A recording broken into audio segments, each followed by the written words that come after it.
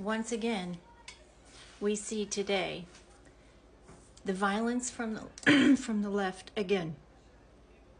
This time, it is a influencer out on the streets talking to the public, and she's a faith-based influencer. So she's spreading the word of faith. She goes to the street, and a black woman walks up to her and assaults her in the middle of the street, trying to have a conversation. And this is, see what the left does. Their conversation is with violence. We see it more and more and more and more every day.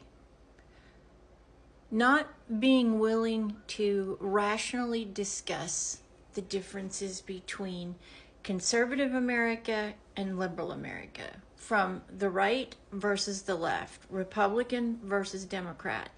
And I have yet to see, not one time, in the last now almost 3 weeks since an assassination, a political assassination in the United States, I have yet to see one Democratic leader come out and condemn the violence and then insist that it stop and say that it is unacceptable. And you can only come to one conclusion, because they haven't done this, because that's what they want. They want violence. They want a civil war to erupt. They want it to be out of control. They're trying to force the President of the United States into calling for martial law, because then they can say and they can justify that his actions are tyrannical. But what they don't seem to understand in their ignorance and their arrogance is that the American people are seeing through this plan. So, we on the right, literally on the right side of this issue, we have to not go to violence at all costs. And this is not saying we take the high road. This is not saying that we don't get out and we don't voice our opinion and we demand accountability. This is saying that we do not resort to their level and react in violence. That's what that is saying, because that's what they want. They want to explode this division and create a civil war. That's what they want. Because then they can come back to you and say, oh, see what happened when the Republicans are in office, when Trump is in office?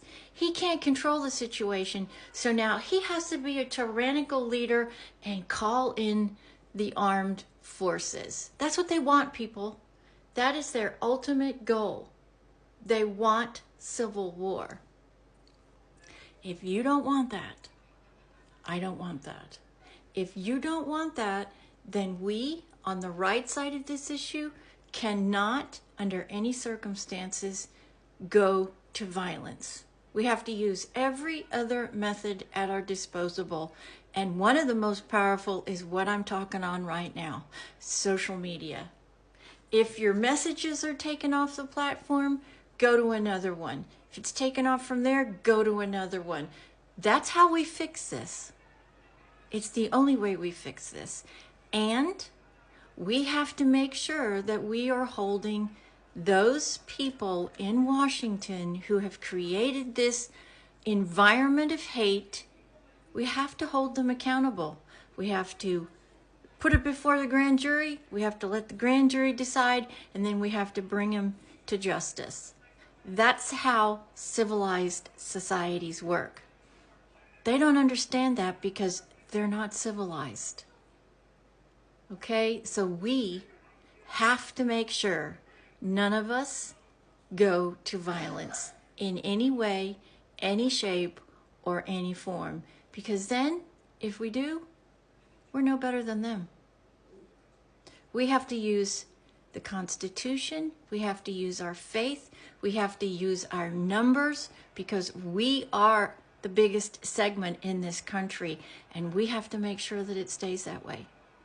So right now, we got to be working for midterm elections. Right now, we've got to be actively planning and encouraging and starting a removal process, an impeachment process, or a non-election process for all of those who are inciting this violence, because that's what they're doing. Schumer, Pelosi, Crockett, AOC, Omar, Jeffries. I mean, I can go on and on and on. They're not holding anyone accountable. They're not condemning it. They're not saying it's wrong. That should tell you exactly where they are and prove to you this is exactly their plan. Civil war. We can't allow it, people. We just can't, at any cost. Because if that happens, America's dead. I really believe that. I really, really believe it in my bones. If we don't stop that from happening, our children are not going to have what we had, or their children, or their children. Don't we owe it to them to make sure they do? I think so.